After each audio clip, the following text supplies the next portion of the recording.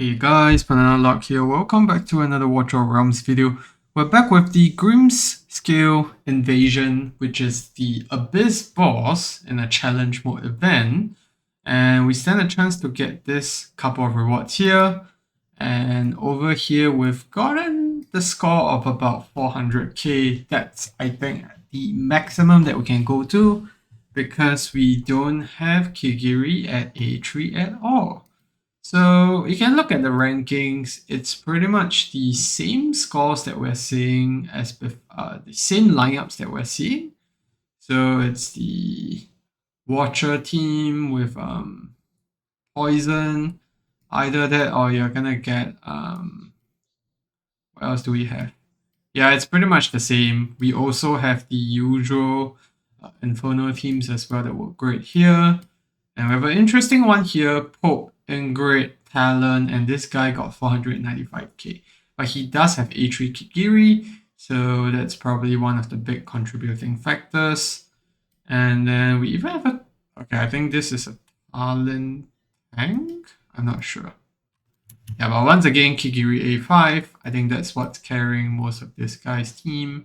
This one has Falshir in the mix, but yeah. So you guys get the idea. We don't have Kigiri at A3 even, so it's a pretty tough one. But I've managed to, I think, achieve a score that's pretty decent, I'll say. So let's actually get into the run. So it's quite simple. It's the same as Abyss, but the change in phases happens much quicker. There's no down phase where you do extra damage. You basically just have to kill the the physical and magic form of Abyss again and again until it gets tougher and tougher to the state where, you just can't finish it anymore. And I find that the damage that the boss does is a lot harder than usual. So, yeah, there's the defender targeting newly deployed units will be inflicted with weak will, take continuous damage. Summon units take massive damage. But I think other than that, it's pretty similar. So let's actually do an auto fight, get the setup done. It's the same as Abyss, honestly.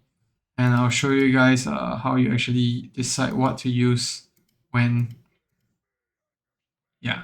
So I think the first two phases are repeated. You're going to get two physical phases. It's very easy because I have the right units for them. So you can see we're just autoing through most of it. Yeah, you can see it's physical, magic, and then after this, it will be a 1x1 rotation. So this is where things get a bit more interesting. Still gonna clear this though.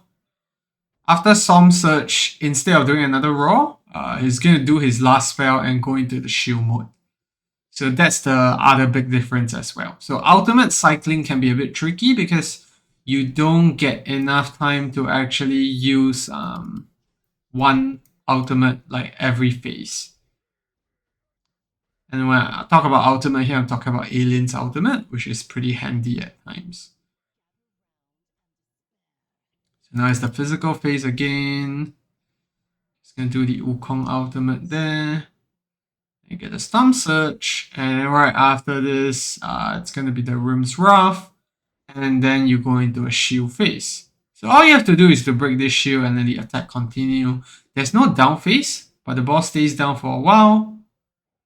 You can see if I don't kill the boss, he basically does that big AoE attack, which doesn't hurt much at the beginning, but it does get worse in the later bits. And yeah, after this phase is gonna go down, and then we're going to the magic phase here. Actually proc the poison there.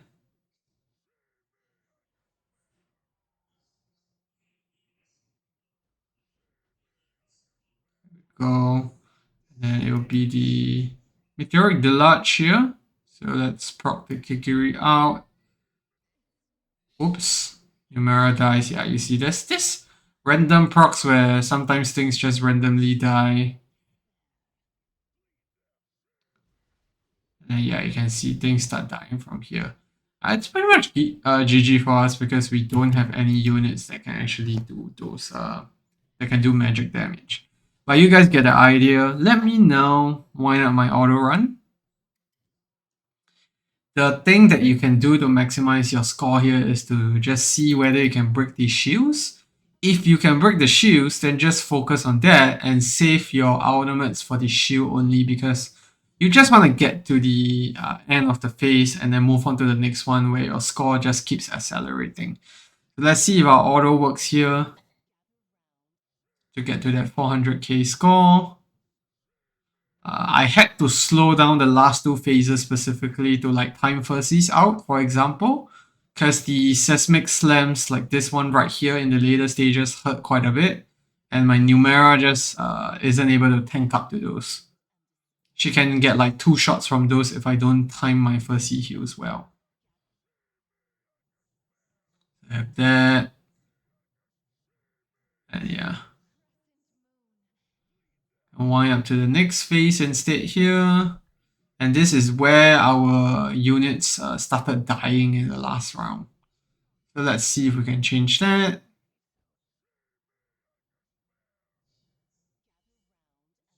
There we go.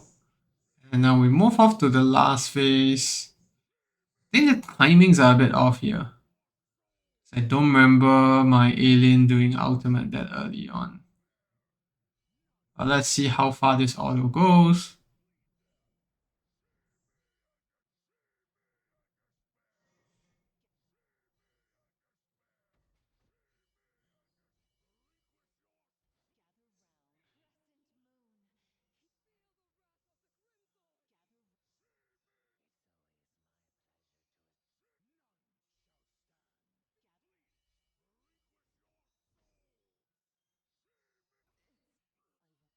Yeah, my autos are definitely not working as intended.